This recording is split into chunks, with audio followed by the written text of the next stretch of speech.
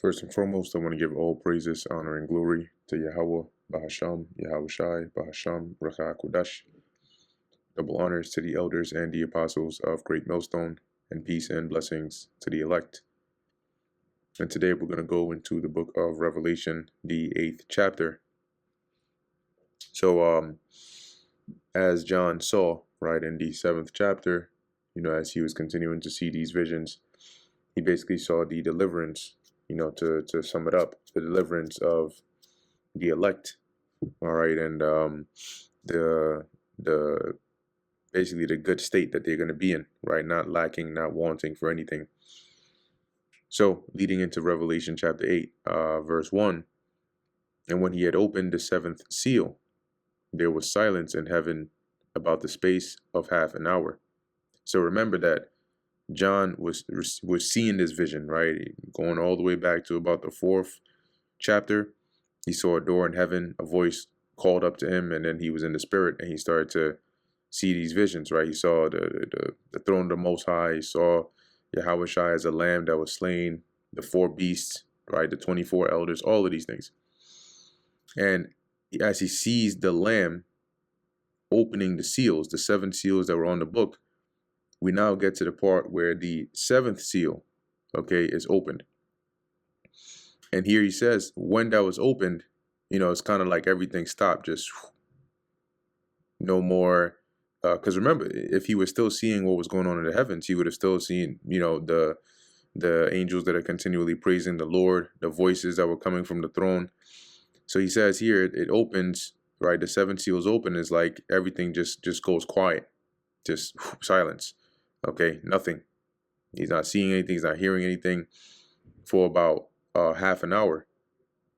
Almost like the Lord just like like you're watching TV and somebody just turns off the TV, and then or the power just goes out and you're just nothing for about 30 minutes, and it comes back on. So in verse 2 it says, and I saw, so afterwards he saw here the 7 angels which stood before God, and to them were given 7 trumpets. So now this once the 7th seal is open, right, which commences this this pocket of time, or this time period, you now have 7 angels which are given 7 trumpets, and each of those angels, as we're about to read, as they sound their trumpets, it's almost like they're orchestrating the the destruction, okay, or the events happening on the earth. So and it tells you, I think it's either in the next chapter or a couple chapters down the line, how once the 7th angel, right, sounds that 7th trumpet, because this is the 7th seal, that's the last seal. So once the 7th angel sounds that 7th trumpet, that is going to be the completion of the Lord's mysterious plan. Okay, and at that point you hear, the scripture tells you that that's when all the kingdoms and everything has been given to the hands of Yahweh Shai, and basically all the things that had to take place before the full dominion of Yahweh Shai, going back to the first seal, okay, are now going to be accomplished.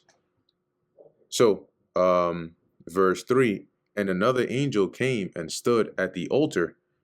Remember, John, he's seeing what's going on in the heavens, and there's an altar there. The fact that we have an altar on earth is patterned after what was in the heavens, right, on earth as it is in heaven. And it's the same altar. Remember that he said he saw the souls that were of those that were that had lost their lives for Yahweh Shai's sake. So there's an angel that comes and stands at the altar, and this angel has a golden censer.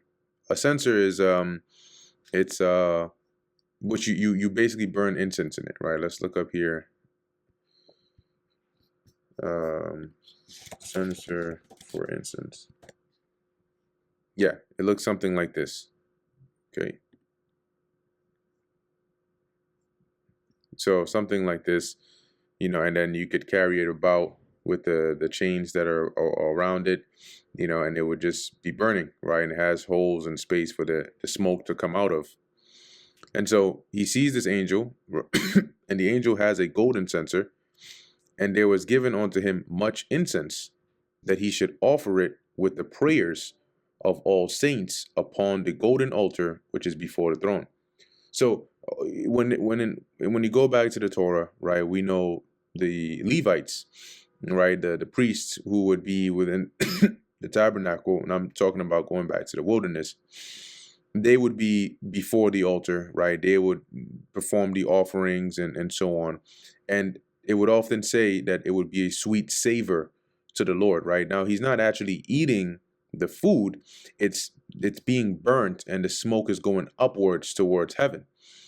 So it's in similar fashion, but here what's being offered to the Lord are the prayers of the saints, okay, which are Israelites. And so our prayers come in the form of incense to the Lord. And that's why there's actually a precept, if I can find it.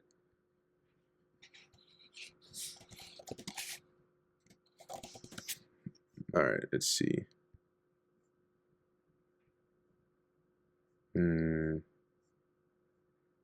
I think it says the prayer of the wicked is like smoke. Let me see if I can find it here. Prayer of the wicked, smoke and God's nostrils.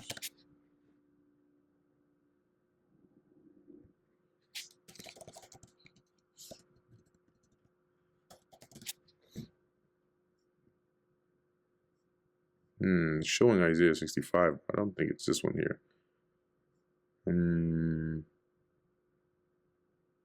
Oh, maybe it is. Maybe it is. Isaiah 65 and what, 5? Let's take a look at that.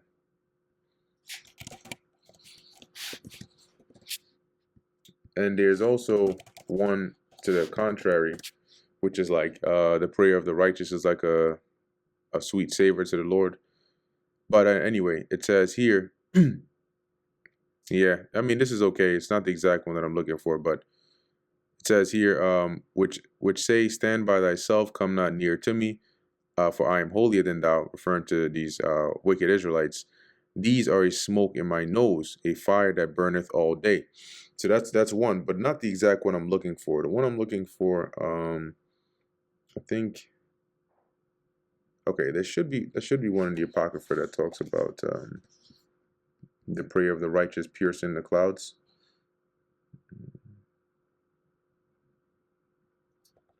Piercing.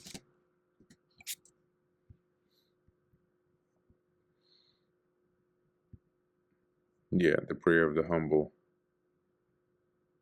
Okay, suppose this is not bad. For the prayer of the humble pierceth the clouds, and till it come nigh, he will not be comforted, and will not depart, till the Most High shall behold to judge righteously and execute judgment. And then my brain is probably mixing up a couple of different precepts in here, but I feel like there's a precept that talks about that, like the prayer.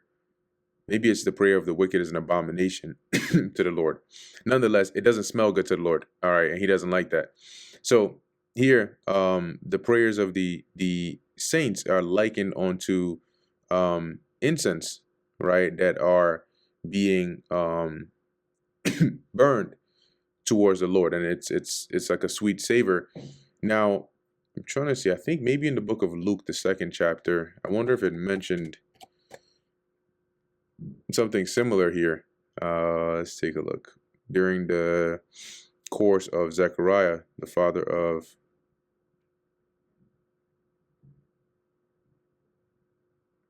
Luke, the 1st chapter, the father of John the Baptist.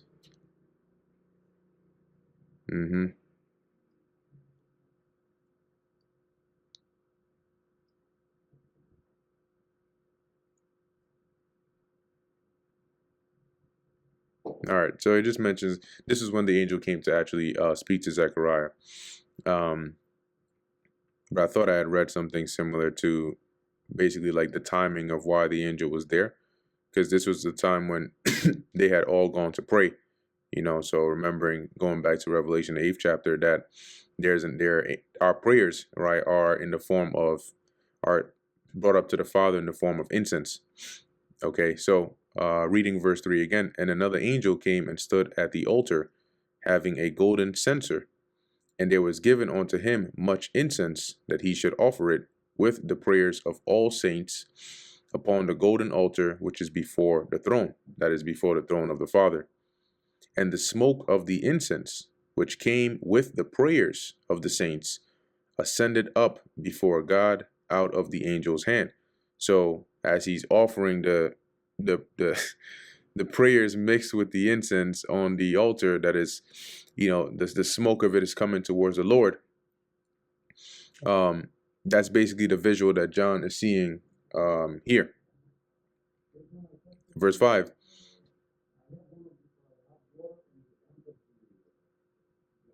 Salakia. And the angel took the censer and filled it with fire of the altar. So like the coals from the altar. And he puts that into the censer and cast it into the earth. Now, when you actually go into the word cast, this isn't like you just like toss it somewhere. It's let's go to the word cast. Oops. Whoa. Whoopsie. Okay, so it says here to throw, right? To let go of a thing without caring where it falls. So here John sees the angel, he offers the prayers, and he fills the censer up with with the fire from the altar, and just beams it into the earth. And there were voices and thunderings and lightnings and an earthquake.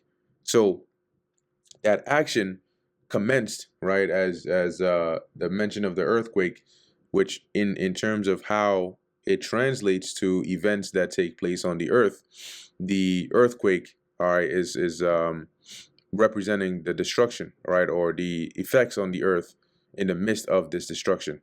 Because remember, the seventh seal is open, and as these angels are about to sound, right, because the verse 5, the angel throws in the censer into the earth, and then the angels prepare themselves to sound, and then they start actually sounding.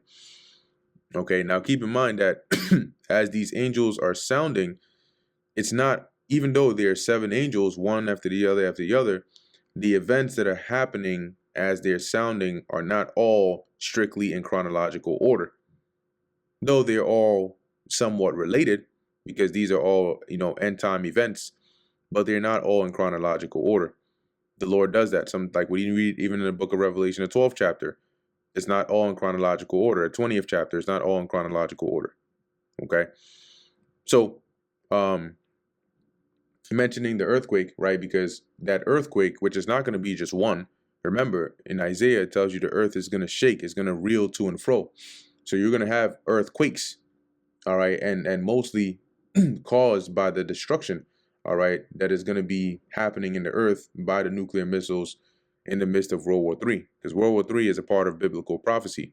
That it's in fact, it's needful to set up the setting in which that lake of fire is then created, is brought about.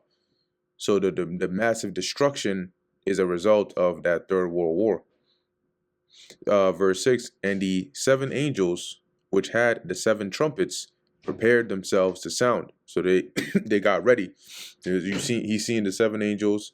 They have their 7 trumpets. They're getting ready to blow the trumpet. The first angel sounded, and there followed hail and fire mingled with blood, and they were cast upon the earth. And the hail and the fire mingled with blood is symbolic for the nuclear missiles. Okay, so that's why I mentioned here, it looks like they're orchestrating the destruction. So the first angel sounds, and then boom, you have missiles flying. Now we know that it's not literally talking about hail, because hail is not mixed with fire. It just looks like that to John. Okay, but hail, when it hails, one, it's not mixed with blood and it's not mixed with fire. Number 2, hail doesn't burn up the earth. All right. So the hail, and as it says, and fire is really describing the missiles, or even warheads, okay, mingled with blood. And he's seeing it mixed with blood, but it's not because the missiles themselves are going to be flying with blood on them, but that is symbolic for the mass amount of death that is going to come by way of these missiles. They're going to do a lot. They're going to do a lot of damage. In Second Esdras, the 5th chapter, it mentions that they that dwell on the earth shall be taken in great number. And that's going to be because of the great destruction. And they were cast upon the earth, and the third part of trees was burned up, and all green grass was burned up. And so them being cast upon the earth, as John is seeing, when that actually transpires in real life, that'll be when these nations start shooting their missiles one on another. Now, in particular, mention here the third part. And when you go back, into the, I believe it might be in Genesis, but really as you read throughout the scriptures, the Lord classifies, the nations on earth into 3 main groups. Okay, the sons of the wicked are classified, a term used for the Edomites.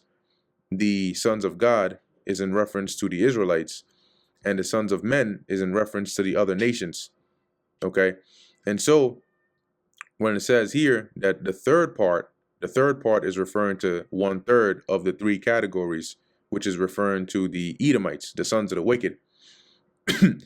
And so the third part of the trees was burnt up, and all green grass was burnt up. This is the parts of the earth that are mainly going to be getting hit and affected by these missiles, all right, or by this destruction. Because you have to think about this on a practical level, right? This isn't just abstract behavior that's going on here.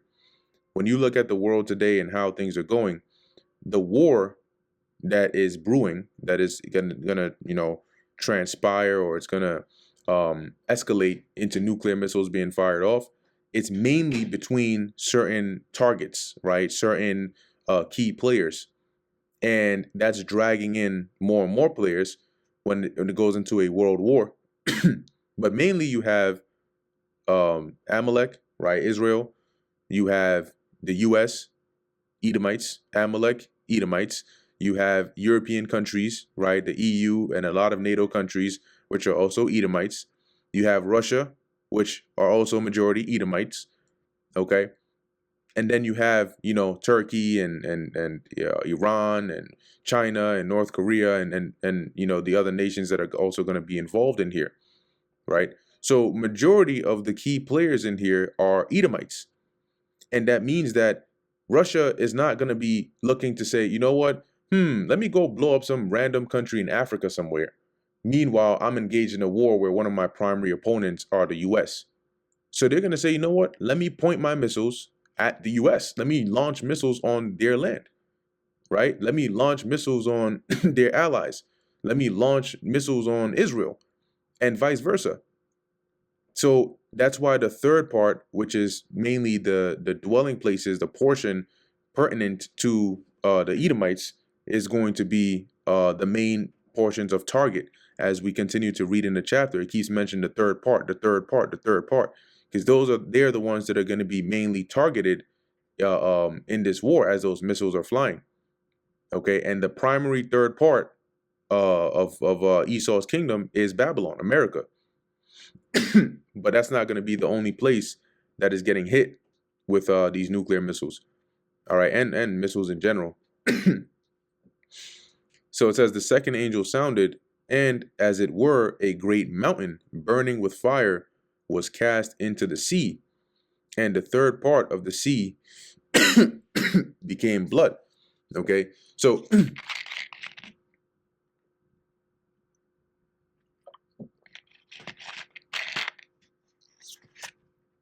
on a literal level, you are going to have the missiles as they're being shot. They're gonna hit different areas, right? They're gonna target land, and they're actually gonna target water. They're gonna target the seas. They're gonna target the harbors. They're gonna target the coastal areas. And as they hit, whatever is in that region is going to die. Okay, but also when you go to the book of Revelation, the 17th chapter, the sea is also used to represent peoples, nations, kindreds, and tongues. All right. So let's go there, Revelation 17. And right here is mentioned as waters. So in the first verse, it mentions like John seeing this woman or this great whore that is sitting upon many waters. So let's read that. Revelation 17:1. And there came one of the 7 angels which had the 7 vials, and talked with me, saying unto me, Come hither, and I will shew unto thee the judgment of the great whore that sitteth upon many waters. All right, and the whore is Babylon, okay, aka America. And the angel is going to explain when we go down to verse, let's see, verse 15. And he saith unto me, the waters which thou sawest, which waters and sea is synonymous, right? Which thou sawest where the whore sitteth, are peoples and multitudes and nations and tongues. All right. So going back to Revelation 8 and 8, the waters here can also represent the peoples, multitudes, kindreds, and tongues, right? Basically, society, cities, right? Places where people dwell. So when the second angel sounded, this mountain burning with fire, which is also another visual representation of the missiles, was cast into the sea, right? It hit these different areas. And the third part, once again, the third part being the parts where the Edomites dwell, and the primary target being Babylon, as it says, of the sea became blood. And what does blood signify? Death. And the third part of the creatures which were in the sea and had life died. And the third part of the ships were destroyed. So both in the symbolic representation of the sea, which represents like the place where people dwell, died, because if the missile hits where you at, you're cooked. But also on the literal level, the actual waters that were nearby with fish and sharks and whatever life is in there also dies. If not from the impact of the blast, definitely from the radiation, which is going to go into that as well. And the third part of the ships were destroyed because whatever ships are in that region are also going to get hit. Submarines, okay, actual, ships on water, they're all going to be destroyed. And the third angel sounded. So the first 2 angels have sounded, and you can see how the first one sounds, there's destruction hitting. Then the second one sounds, there's more destruction hitting. Then the third one sounds, right? The third one sounded, and there fell a great star from heaven, burning as it were a lamp, which is also another visual representation of the missiles. This is why the day of destruction is going to be so great in destruction. Burning as it were a lamp, like a torch, and it fell upon the third part of the rivers and upon the fountains of waters. And the name of the star is called Wormwood, which when you go into the word wormwood, it translates to, I believe, bitter. Let's confirm that. Wormwood, the name of the star which fell into the waters and made them bitter, right? Bitterness, figuratively calamity. Now, this isn't, the actual stars in heaven is not what this is referring to. This is referring to the nuclear missiles. And they are they're going to cause, as we're about to read here, the places in which they hit, particularly as I mentioned, the waters, right? The rivers and the fountains of water, to become wormwood, meaning contaminated. All right. When you go back to the time of in Exodus, when we went to, was it Meribah, the waters of Meribah, how they were bitter, meaning that we couldn't drink it. Not because it tasted like actual bitterness, but because it wasn't safe to drink. But then the Lord had Moses perform a miracle, and it says the waters were made sweet. But it doesn't mean that he poured sugar in it and it starts to taste sweet. No, but it became safe to drink again. So here it says the name of the star is called Wormwood, and the missile itself is not going to actually be called Wormwood. But when you go to the word name, it's not always in reference to when we think of name, it's kind of like one main thing you think of, which is the name, what something is called. But as you can see here, it says the name is used for everything which the name covers. Everything, the thought or feeling of which is aroused in the mind by mentioning. So guess what? When people hear about the missiles, when they see it, what's coming to their mind is bitterness, fear. Okay? So what's attributed to these missiles is going to be bitterness, calamity. And the third part of the waters became wormwood, right? The places that were hit by these missiles became wormwood, contaminated, and many men died of the waters because they were made bitter. Water that actually tastes bitter, like if you were to put, like, say, chlorophyll in water, it won't taste sweet, right? If you were to mix echinacea or oregano in plain water and drink it, it's not going to taste sweet. It's going to taste bitter. But that's not going to kill you. Bitterness is just going to be hard to drink, but it doesn't kill you. So when it says bitter, it's not referring to actual taste wise, but in terms of contamination.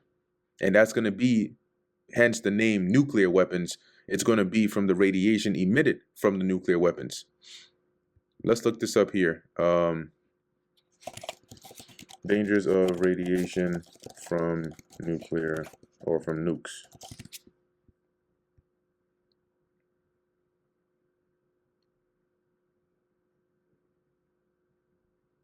Look at that. It says here, in the long term, nuclear weapons produce ionizing radiation, which kills or sickens those exposed, contaminates the environment, and has long-term health consequences, including cancer and genetic damage.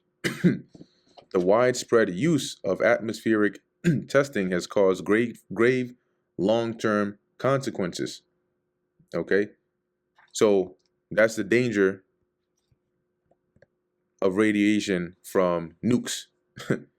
So when you go back to Revelation and it talks about the waters being made bitter and men dying, it's because of the contamination, the radiation that's going to affect the water. It's not going to be safe to drink anymore. And the fourth angel sounded, and the third part of the sun was smitten, and the third part of the moon, and the third part of the stars, so as the third part of them was darkened, and the day shone not for a third part of it, and the night likewise. So in Revelation 8 and 12, you're going to have this happening both literally, but also being symbolic for the lack of answers, right, or wisdom in being able to bring solutions, right, and what to do in this situation. Okay, now literally speaking, when the fourth angel sounded, as John saw these things happening, the sun isn't actually going to be hit by missiles. Okay, but the sun, the third part or a portion of the sun being smitten, is likened on to it being that portion of the sun being blocked out.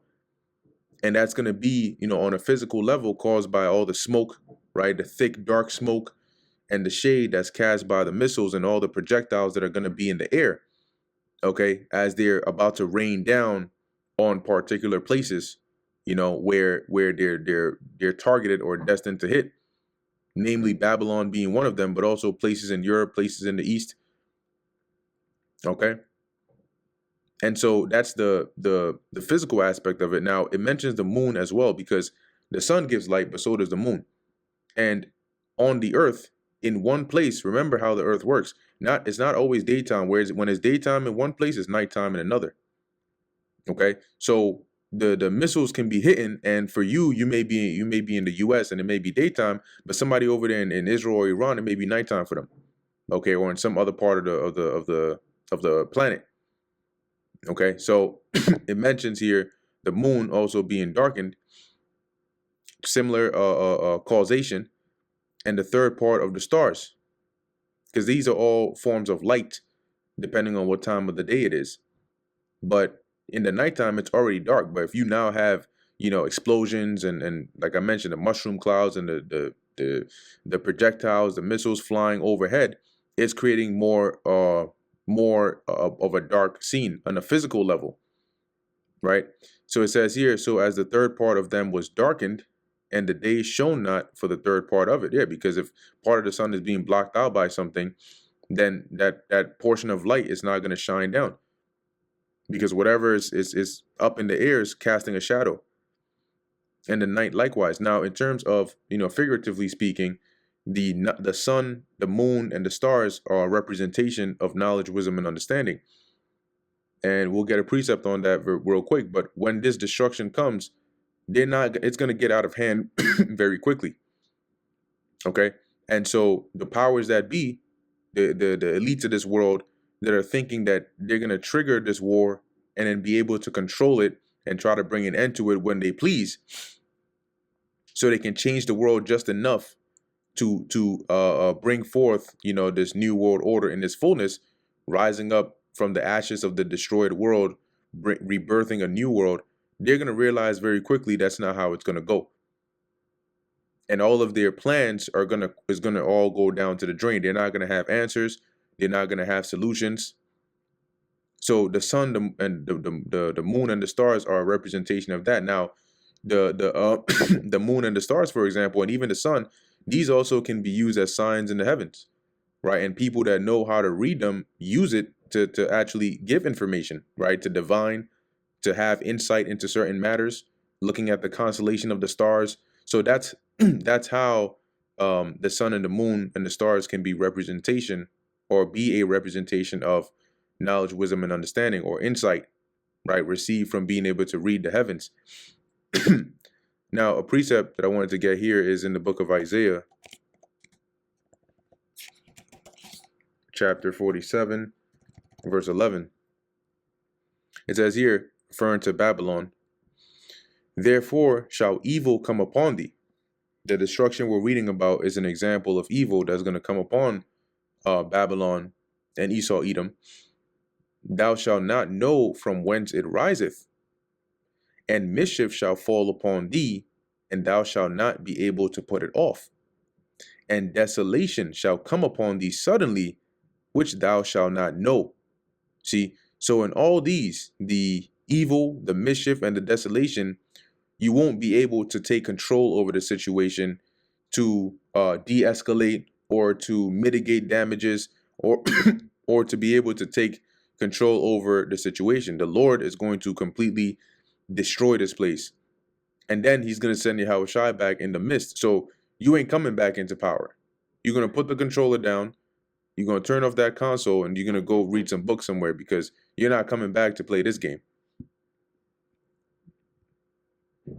Verse 13, "And I beheld and heard an angel flying through the midst of heaven, saying with a loud voice, Woe, woe, woe," right? Which woe is signifying destruction or evil, "to the inhabitants of the earth, by reason of the other voices of the trumpets of the three angels which are yet to sound." So far, 4 angels sounded, and there's 7 total. That means 3 more are left. So this angel is saying, "Whoa, whoa, whoa, destruction, destruction, destruction," because of the remaining things that are going to happen when those 3 angels sound. And you'll notice as well, as the first angel sounds, and then the scriptures will say, right, going into the subsequent chapters, the first woe is past, right? Two more woes come hereafter, right? And then after a couple more chapters, it'll say the second woe is past. Behold, the third woe cometh quickly, right? Woe, woe, woe. In any case, that brings us to the end of the book of Revelation, the 8th chapter. Lord willing, that was edifying to the elect. In closing, I want to give all praises, honor, and glory to Yahweh, Bahasham, Yahushai, Bahasham, Racha Kodash. Until next time, Shalom.